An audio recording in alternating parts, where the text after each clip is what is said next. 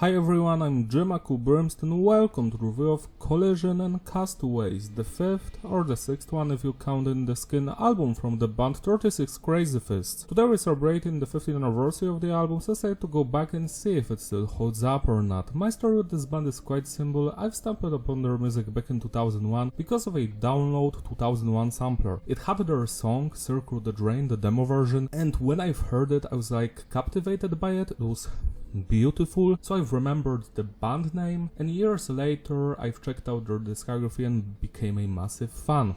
And that's my entire story. I did review half of their releases so far, so you can check out my review of Bitterness the Star, A Snow Copped Romance, The Tide and Its Makers, the 2015 album, sorry I forgot its title, and also in the Skin and Lanterns. Lanterns is the newest one from 2017. To me personally, it's the weakest 36 Crazyfists album. Now going back to Collisions and Castaways. This one is interesting for many reasons. The first one is the lineup, so we've got Brock, the founding member on the vocals, Steve Holt, the founding member on the guitars, and Thomas Noonan, the founding member on the drums. This is his last record with the band, and apparently we have a new bassist, Brett Makowski, but if you check the liner notes and information about this release on other sites, you will always find that Steve Holt played the bass on this record, so I am not sure why Brett is here when Steve apparently played on every song. The production was handled by Steve Holt and it's tight, it's clean but heavy, no transfer, no clipping, just the way I like it. I have no complaints when it comes to the production. The drums are mixed perfectly, same with the guitars and the bass and the vocals. You can hear every instrument without any problem. Message is diverse, the songs are mostly about inner struggles, relationship issues, society, stuff like that. Structure of the songs is basic, standard intro, verse, chorus, bridge, chorus, outro. Sometimes it's slightly different, but it's not advanced or technical at all. When it comes to the music genre, this is a metalcore release with lots of alternative metal and nu metal influences here and there, which is to be expected because 36 Crazyfists was a nu metal band up until 2004 when A Snow-Capped Romance came out and basically was like a hybrid of metalcore and alternative metal. They've stuck with that sound up until they broke up. Most of the songs here are just metalcore, but some of them, like Anchors for example, bring back some of that nu metal goodness of their first releases. Now let's talk about the performance of each band member on this release. Let's start with the drummer. I love his double bass work, his precision, the style of his playing, the groove. It's all here and it's fantastic. I feel like he's the soul of the band, you know, he's playing just so interesting and fun to hear. Next is the bass work by apparently the guitarist. While the bass is audible, you can hear it, it mostly follows the guitars, but we have some moments here and there where it deviates from that stuff. Next, the guitar work, classic cool crunch guitar riffs, some cool guitar solos here and there, not many of them, but when they do happen, they are much fun to listen to. I love the breakdowns, love the heavier stuff. Yeah, it all works. We also have some symphonic elements like on the first song in the Midnights, and it does complement the songs quite well. Last but not least, let's talk about the vocal performance by Brock. I love his singing. It's so emotional, somber and resonating in my soul, you know, it's just so beautiful. The screaming and growling is the same, like I love his screaming, the growling, all of that stuff is perfect, and the guest vocalists also shine through on songs Anchors and The Deserter. So now let's rate the individual songs. In the Midnights, this one reminds me of Metallica, you know, 80s Metallica, because of the long acoustic passages at the beginning, some symphonic elements, then the guitar riff comes in and it's heavy. It has that old school heavy metal vibe to it. I love this song, it's almost perfect to me. Love the vocals, the chorus is very memorable and fun to listen to. The bridge could have been better. Besides that, this is a classic 36 Crazyfists song. That's all. 9+ out of 10. Whitewater This one has an interesting chromatic riff. It's very evil sounding. It's one of the reasons why this song is very memorable, because it's different from the rest of the record. Love the vocals here, especially the beautiful singing in the chorus. The chorus section is the best part, and the bridge, of course. 10 out of 10. Mercy and Grace. This could have been my favorite song on the record, but the very somber singing, I don't know if I can call it even chorus, but it's not for me, you know, that singing is kinda whiny, to be honest. Which is surprising to me, because usually I love Brock's singing, but not in this case. What I do love about this song is every heavy section, the screaming, life is. I love that, you know, the crunchy screaming, the guitar riffs, the drumming, it's so angry. Those heavy parts are stellar. I love them. They make this song fun to listen to. 9 out of 10. Therefore Names the Light. I'm not going to lie to you, this is my third favorite song here. I love its more heavy metal, hard rockish vibe, but it still retains the metalcore elements. It's angry, it's heavy. Death renames the light, renames the light, right on to say, for all of it, from agony, renames the light.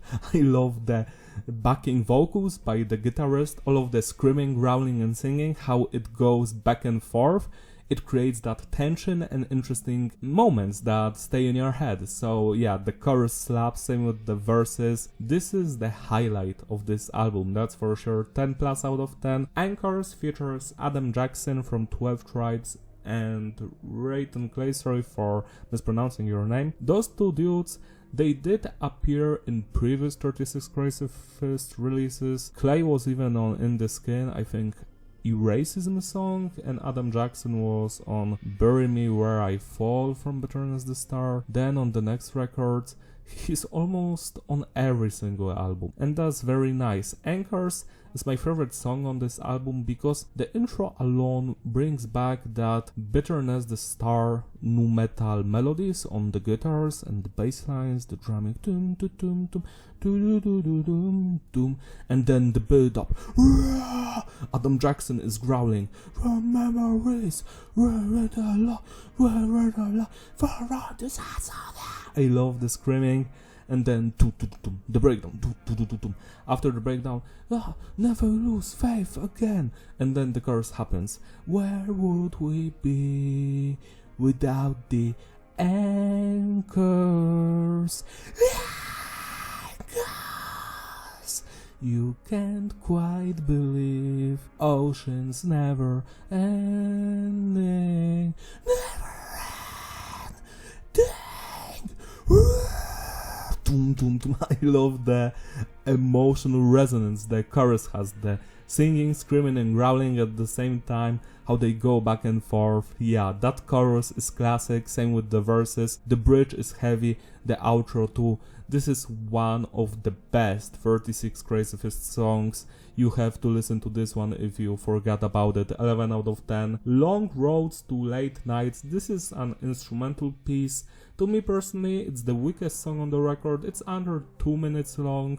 It's not that memorable, you know, just going through the record. I'm not going to skip it, but I'm not going to remember it after it's over. So 7 minus out of 10. Next we've got Trenches. And this song also didn't wow me like 15 years ago when this record came out. It's like, this is kinda generic, and I've heard this song like 30 times already and it never stays in my head. It's okay, it's a good song, but it has nothing interesting going for it. It's like a B-side, you know, material. 7 out of 10. Reviver, on the other hand, is beautiful.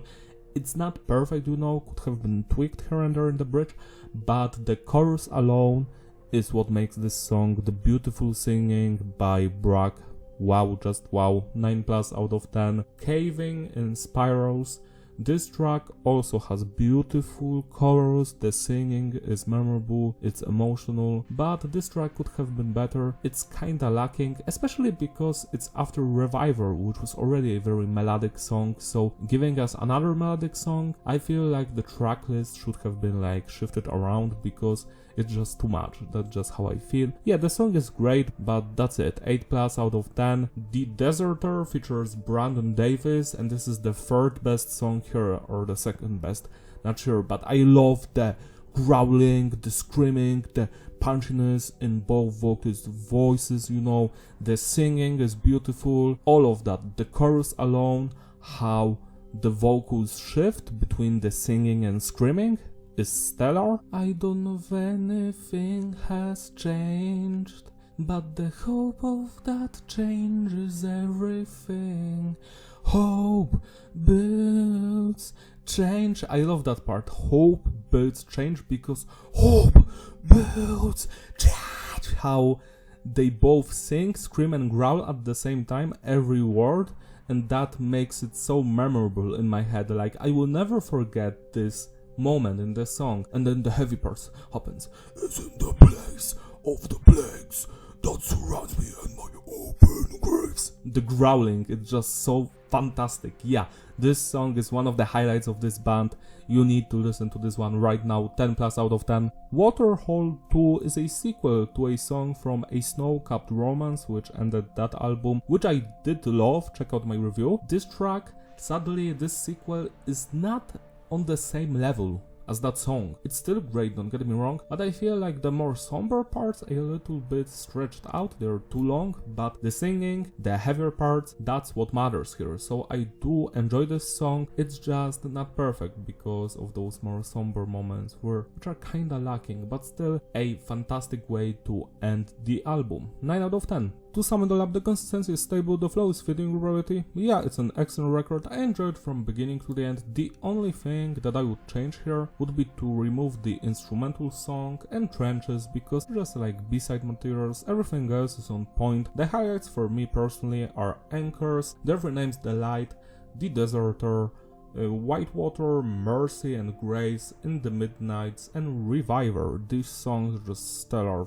just wow. Love this one. It's way better than the previous album, The Tide and Its Makers, and obviously 10,000 times better than Lanterns, which was disgraceful. Yeah, this one is a classic. Celebrate Mercy by spinning this record today. It deserves your love and attention. That's all from me. Don't forget to like and subscribe. Follow me on my Instagram, links in the description. Also shout out to all of my Patreon supporters who gracefully sponsor these videos. If you want, you can join them so I can make more videos like this one, because I love making them. See ya next time. Bye!